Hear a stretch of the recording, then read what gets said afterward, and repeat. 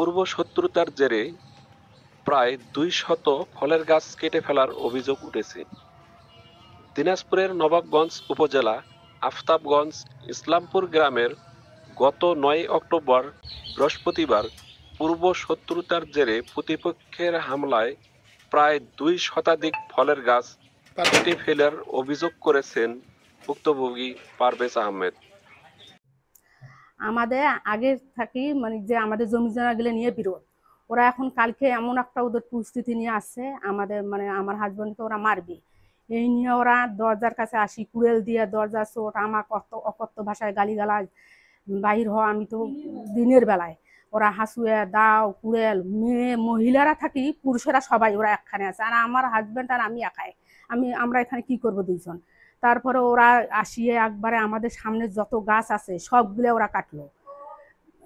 তারপরে তখন ওরা চলে গেল। আজকে ওরা এমন অত্যাচার করে শুরু করতেছে, ওরা সব সময় হাসিয়ে দাও কুড়েল কাটার বউ বাচ্চা সবাই মিলে ওরা আসতেছে, ও স্বামীরে ওরা সবাই মিলে আসতেছে আমাদেরকে এই দিনে ওতে খুন করবে এটা করবে। সবসময় আমরা হুমকি, এক কথা আমরা সবসময় হুমকির মুখে আছি। এখন সরকারের কাছে এটা আমার অনুরোধ, আমি দাবি করতেছি যে এই বিপদ ন্যায্য বিচার আমি চাই, আর দ্রুত গতিতে। আমাদের জানের উপরে ওরা সব সময় হুমকি দিচ্ছে, সব সময় ওরা লাঠি সোটা নিয়ে ওরা কুড়েল দা সব সময়। এখন ওরা এখন এখন আরো বলে যে আমরা যদি আইনের আশ্রয় যাই ওরা আমাদেরকে দিলে তো খুন করি, দরকার হলে ওরা জেল খাটবে। ওদের কথা আমরা কই যে ঠিক আছে জমি যদি পান নেন কাগজ দেখান, আমরাও দেখাই। ওরা কয় না তোমাদের জমি আমরা আমরা জোর করে দখল করে খাবো, পারলে ঠাকাও। আমাদের কিন্তু কেউ নাই, আমার হাজবেন্ড আর আমি। আমার ভাসুর ছিল তা মারা গেছে, আমার যাও একাই, দুটো বাচ্চা, একটা বিদেশে থাকে, একটা ছেলে ও একটু অসুস্থ। কে ওদের সঙ্গে লড়াই করবে? এখন আমাদের আইনের লড়াই ছাড়া আমাদের সরকারের দৃষ্টিভঙ্গি আমরা ইয়ে করতেছি যে উনি ওরা আমাদের যেভাবে ইয়ে করছে, আমরা যদি এই ইয়ে থেকে উদ্ধার না পাই তাহলে কে আমাদেরকে, সরকার যদি আমাদের কাছে কানা আগে আসে কে আমাদের উদ্ধার করবে? ওরা যেভাবে আমাদের উপর অত্যাচার শুরু করে দিচ্ছে, দিনে রাতে আমাদের রাতের ঘুম হারাম করে দিচ্ছে, দিনে সব সময় ওরা লাঠি ঝুট আমাদের বাইর হতে দিচ্ছে না, ওরা ঘিরাও করে ধরিয়েছে। ওরা বাহির হইলে আমি একটা প্রতিষ্ঠানে চাকরি করে আমি সেখানেও যাইতে পারতেছি রে। ওরা এমন ভাবে আমাদের উপর অত্যাচার শুরু করে দিচ্ছে, তাহলে আমরা কিভাবে এখানে থাকবো? আমি হচ্ছে যে পারভেজের বড় ভাবি। আমার হাজব্যান্ড মারা যাওয়ার প্রায় 2 বছরের কাছাকাছি ওরা এমন একটা মানে সৃষ্টি করছে, মানে আমাদেরকে যে কোনো সময় ওরা খুন করবে, সব সময় তাদের হাতে অস্ত্র। আর আমি চাচ্ছি যে দ্রুত সরকারের কাছে আমার অনুরোধ, আমরা অসহায়, ওরা সব সময় আমাদেরকে জীবন হানির হুমকি দিচ্ছে, অস্ত্র হাতে ধরে দিনের বেলা প্রকাশ্যে বেড়াচ্ছে, দরজায় দরজায় আসি অকট্য ভাষা গালাগালি করতেছে। আমরা তো অসহায়, আমরা কথা বললে আমাদেরকে ওখানেই খুন করবে, এরকম অবস্থা দিনের বেলা প্রকাশ্যে দিবালোকে। তা আমার সরকারের কাছে আবেদন, আমরা দ্রুত এর একটা সঠিক বিচার চাই, না হলে আমরা বাঁচবো না, আমাদেরকে এরা বাঁচতে দিবে না। তারা আমার নিজস্ব ভোগদখলীয় জায়গা এবং আমার দীর্ঘদিনের আমের বাগান, এবং সেই বাগানে তারা ঘর নির্মাণের চেষ্টা করে, এবং আমি বা আমার পরিবারের লোকজন বাধা দিতে গেলে তারা আমাদের উপর চড়াও হয়।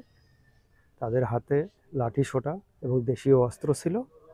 আমরা প্রাণ ভয়ে বাসায় গিয়ে ঢুকি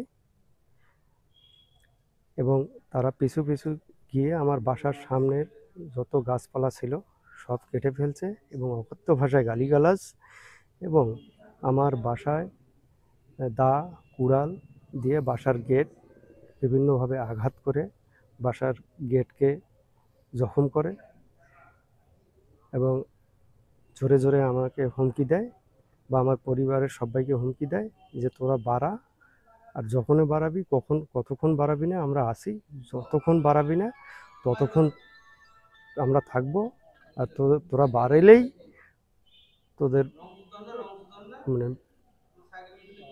জীবন শেষ করে দেব। বাসা থেকে যখন আর বাইরের কোনো সাউন্ড পাচ্ছি না তখন ধীরে ধীরে আমি গেট খুলে বের হয়ে দেখি তারা আমার বাগানের আম গাছ, পেঁপে গাছ, বড়ই গাছ, কাঁঠাল গাছ, পেয়ারা গাছ সব একবারে কেটে ফেলে দিয়ে যায়। এ বিষয়ে আফতাবগঞ্জ ফাঁড়ি ইনচার্জের সঙ্গে কথা বললে তিনি জানান, এই ওর শরিকানরা যারা জমি দাবি করে আসছিল, ওরা কিছু ওই পারভেজের আম বাগানের কিছু আম কেটে ক্ষয়ক্ষতি করে বলে শুনেছি। তবে এই বিষয়ে পারভেজের কাছে অভিযোগ পাওয়া গেছে। তবে অভিযোগের বিষয়ে ওসি স্যার মামলা নিয়েছেন, যা মামলা তদন্তাধীন আছে। আর এই বিষয়ে কোনো অভিযোগ পাইলে আমরা যে পক্ষে অভিযোগ নেন, আমরা সেটা তদন্ত সাপেক্ষে আইনগত ব্যবস্থা গ্রহণ করব। না, উনি তো ওনার বাড়িতেই থাকতেছে। তবে উনি সংকোচ মনে করতেছে, যেহেতু ওদের সংখ্যাই বেশি।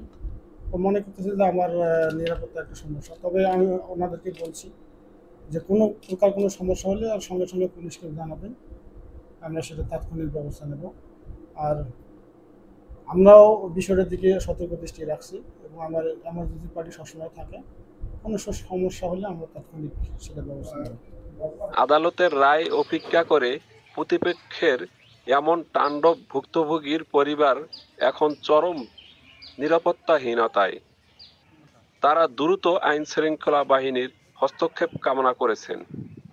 আমাকে, আমার পরিবার এবং আমি যেহেতু একা মানুষ, আমার আর কেউ নেই, আমার পরিবার এবং আমি অত্যন্ত নিরাপত্তাহীনতায় ভুগতেছি।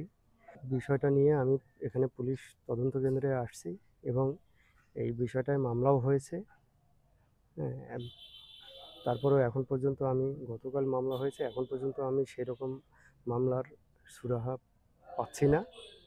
আমি তারা এখন পর্যন্ত আসামি প্রকাশ্যে দেশীয় অস্ত্র নিয়ে ঘুরতেছে। আমাকে পেলেই তারা খুনের মতো কর্মকাণ্ড করতে দ্বিধা করবে না এই বলে তারা প্রকাশ্যে হুমকি দিচ্ছে।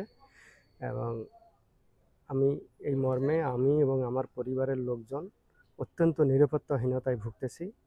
আমি দেশের প্রশাসন এবং ঊর্ধ্বতন কর্মকর্তা এবং দেশের সরকারের কাছে আমি আমার জান এবং মালের জন্য নিরাপত্তা চাচ্ছি এবং এই পরিস্থিতিতে আমি অত্যন্ত ভীত হয়ে পথ চলতেছি।